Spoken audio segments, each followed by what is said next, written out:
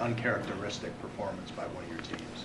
Discipline, situational awareness, things like that. How do you process this right afterwards? Yeah, we've got a lot to clean up. We've got to be more disciplined. We can't beat ourselves. Situational football, we've got to go back and re-examine the situation at the end of the half with the sideline play. We were defending the sideline with the potential for the field goal, and left a Hail Mary, check to a Hail Mary, and so we've got to go back and re-examine that as well. So a lot to clean up, and we've got a short week to do it. Josh had a tough game last week, rebounds. Yeah, thank you. Just so it's more. Yeah, sorry. Tough game for Josh last week, bounces back with a much better performance. What was the difference from your perspective for him today? Yeah, number one, when you're able to run the football, it helps. We were able to run the football last week, don't get me wrong. But coming out the way we did, I think established a line of scrimmage, and Josh was seeing the game. He was seeing their defensive looks and going through his progression, getting the ball out when he needed to, and then he made some loose plays like he always does. And our scramble drill, those are things you don't take for granted when he gets loose, that what we call a scramble drill, the patterns that match up with his and where he's going, his scramble and his mobility in those situations. We got some completions off him as well. So we practiced that this week. Joe did a great job making sure we were getting that in practice this week, and then you saw the execution of it. Sean, you mentioned Taylor Rapp and Taron Johnson. Just what did they mean to this defense tonight, coming back after? Yeah, we missed them. We missed them last week. Good to have them both back. They made some big plays for us. We've got some young guys out there playing, and those two are some of our veteran players. And you could tell, excuse me, in the week of practice, you could tell that there was a difference in just the communication and the speed at which we were playing on defense during the week. How much from your position as coach did you have to kind of handle Deion's emotions and passion? It seemed like it was overflowing at times. Yeah, definitely. For not just Deion, but just too many penalties overall. And it's hard to win when you've got 11 penalties, 6 of which I believe were either pre-snap or post-whistle penalties, which is not how we handle ourselves. And so we just play football the right way. That takes care of a lot of it. With Deion, I more meant like the stuff before the game, the history there with this team, the back and forth, even walking off the field, kind of pointing at some of their players. How do you manage that as a coach? Well, you address it, and you do the best you can. At the end of the day, then he's got to take that and make sure he's thinking of the team first. And those pre-snap, those are pre-snap or post-whistle. Those are non-negotiable. That we don't tolerate that stuff. So we've got to do a better job in that category for sure. There was a time, Sean, on the sideline where Josh made it a point to address some players whose emotions were maybe going a little bit overboard, as you're talking about. Is that what you need to see in a leader in Josh Allen? Absolutely. Yeah, absolutely. And not just him, but he carries so much influence when he does things like that, when he's keeping his composure, keeping his head about him. In addition to playing the way he played tonight, that's a sign of a leader, and then you can see the influence that carries. And so, I thought TB does a similar thing on the defensive side. I thought he did some of that tonight, and we need that. That's important. The player-driven leadership is huge. Sean, we've asked about Tyler Bass kind of going back to training camp with some bumps there and throughout the season as well. Just what's your confidence level in him right now, and what are you seeing during the week that's different from games? He knows he needs to make those kicks. That's the bottom line. He knows he needs to make those kicks.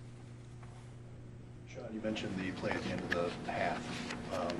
That situation, is that something that is decided in the moment, or is that done Thursday? I mean, can you maybe take us through how you're rolling out that, what you're going to do? At the end of the day, it didn't work, right? So that's why we have to go back and re-examine it. There's a grid you go through at the end of half or end of game situations based on the time on the clock, the timeouts they have, and you try and put your best defense out there for the situation. Like I said, at the end of the day, they executed better than we did, and so we've got to go back and re-examine, making sure we've got the right number of rushers for that situation, as well as the right number of cover guys, and so that'll be done this week. Sean, situationally, the end of this game mirrored a lot of what we saw in Houston, where you get the ball back deep in your end, you decide to run it twice this time, actually 3 times this time.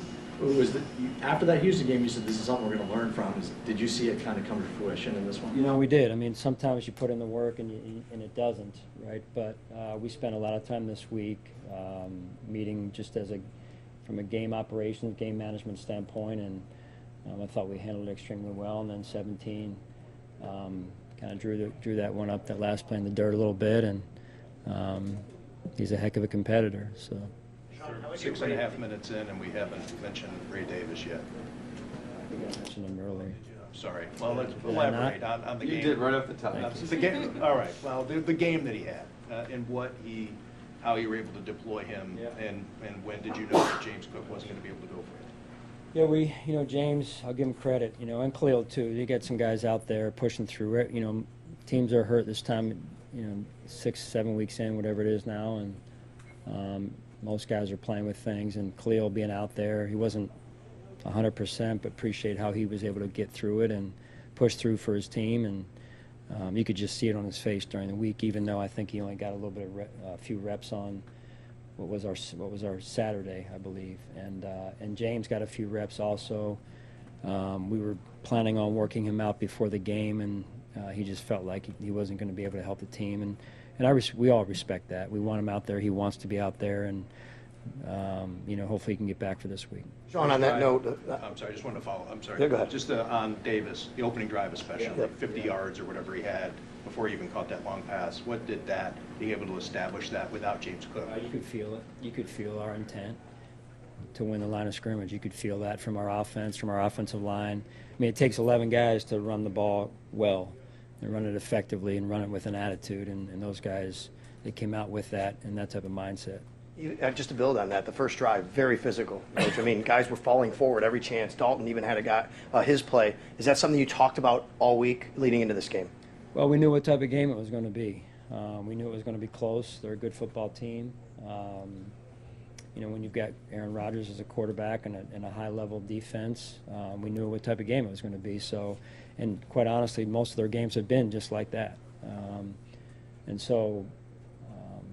Our offense came out and established, like I said, a mindset and a tone, and especially getting the rookie off to a good start. And Ty was in there too. Let's not forget Ty. And so, two guys stepped up in James's absence. Sean, how would you rate these last 3 road games, and how good will it be to return back home next week? Well, I think you learn a lot about your team when you go on the road, especially for 3 straight weeks. And we learned a lot about ourselves even tonight, just in this game. So it'll be great to be back home. We can't take that for granted, though, in our preparation. And again, on a short week, hopefully we get some guys back and